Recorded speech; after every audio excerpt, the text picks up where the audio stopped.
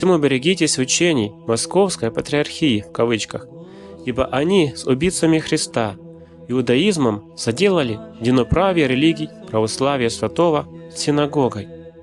Это бесовская мечта, творимая дьяволом.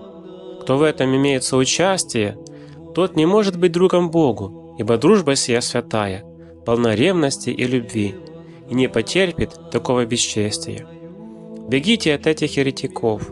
Возжелайте быть друзьями Богу во смирении и испытании, в страданиях за имя Божие, за веру православную, и увидите, какую милость явит вам Господь.